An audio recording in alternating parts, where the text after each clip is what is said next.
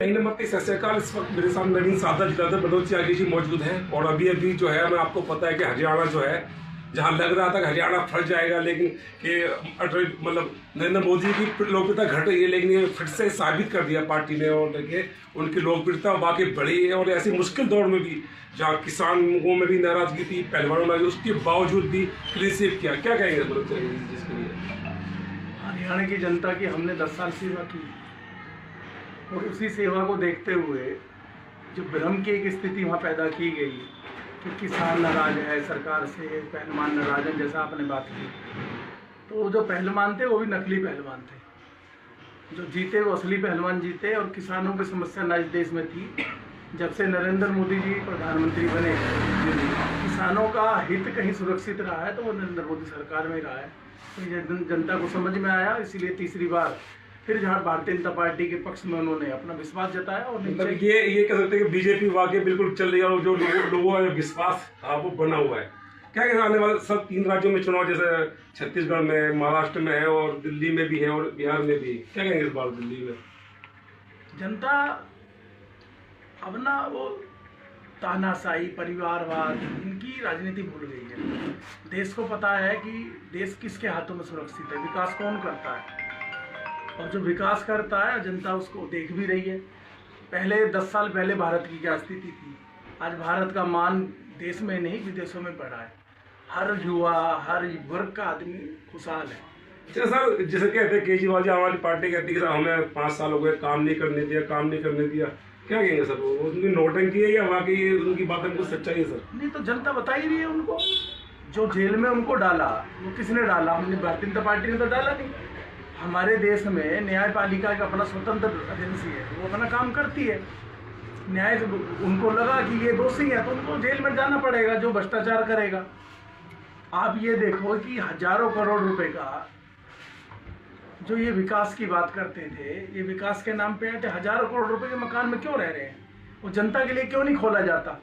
अच्छा सर, जो केजरीवाल जी के बार देख रहे हैं रोल मॉडल, पूरे विदेशों में डंका बज रहा है स्कूल का, कहीं ना कहीं कुछ टूटियां नजर आ रही है कि वो जो है, क्या लगता है आपको, वो सगुफा था या मतलब ऐसा हुआ है क्रांति? आप इसका रियलिटी चेक करो ना, मुफ्ताबादी स्कूल में जाओ, किसी भी स्कूल में जाके देखो शिक्षा का स्तर क्या हुआ है। बच्चों से बात करो, उनकी स्किल का आपको पता लगेगा बच्चों में कितनी स्किल है। दिखाने में, कहने और कथनी, करनी और कथनी में ना बहुत फर्क है। इसलिए ये भ्रष्टाचारी पार्टी है।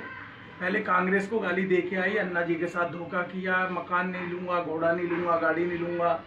आज सारी ऐशो आराम इन लोगों को चाहिए। और सबसे ज़्यादा जो इनको भूख है, ये बेसिकली विकास की यात्रा नहीं कर रहे, शराब की यात्रा कर रहे थे।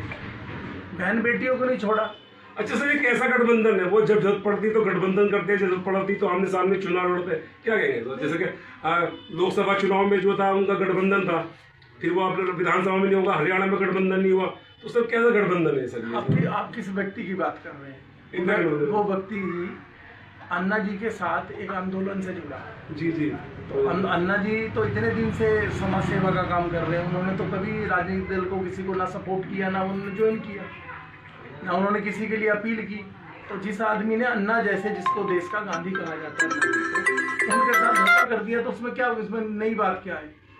कांग्रेस के साथ ये दोनों ना मौका परस्त है। हाँ, जैसे देखते हैं कि गठबंधन लोकसभा में था तो विधानसभा में नहीं, हरियाणा में चुनाव तो ऐसे नहीं, मतलब क्या जरूरत के साथ गठबंधन करते हैं? अभी तो उन्होंने कांग्रेस को चैलेंज किया कि हरियाणा में हमारे साथ गठबंधन होता तो ये स्थिति नहीं होती। सैकड़ा भी पार नहीं कर पाए इनके कैंडिडेट वहां पर। जमानत जब्त हो गई है। इनकी जमानत जब्ती होनी है और इनका कुछ नहीं है। हर जगह गए थे ना, बनारस भी लड़ने, गुजरात भी लड़ने गए थे, गुजरात में भी सरकार बना रहे थे। ये मौका परस्त लोग हैं। और जनता, दिल्ली की जनता इन आने वाले चुनाव। अच्छा सर, आखिरी गवर्नमेंट दिल्ली के बारे में क्या कहेंगे? जैसे अभी आने वाले साल में फरवरी में सर लगभग चुनाव होंगे, क्या लगता है आपकी स्थिति इस बार बीजेपी की सत्ता वाली है?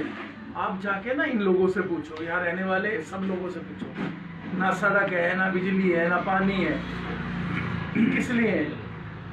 अच्छा, इन्होंने देखते हैं, इन्होंने दिल्ली को एक चीज जरूर दी, दंगा।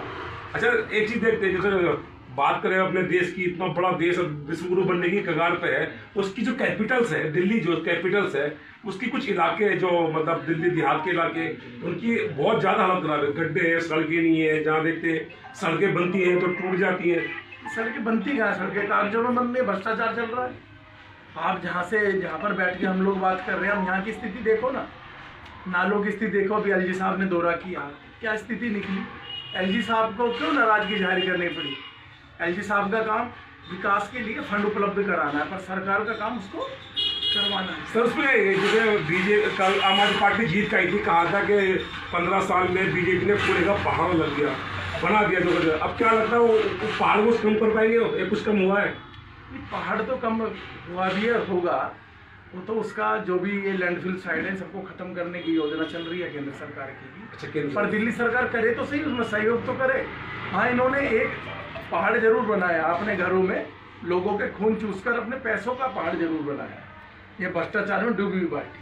तो जैसा देख सकते हैं मनोज त्यागी, जिला नवीन सागर हम अध्यक्ष हमारे साथ मौजूद थे और बाकी मुद्दों पर बात हुई। और देखना यह कि आने वाले वक्त में जो है दिल्ली में कैसा प्रदर्शन बीजेपी करती है। धन्यवाद।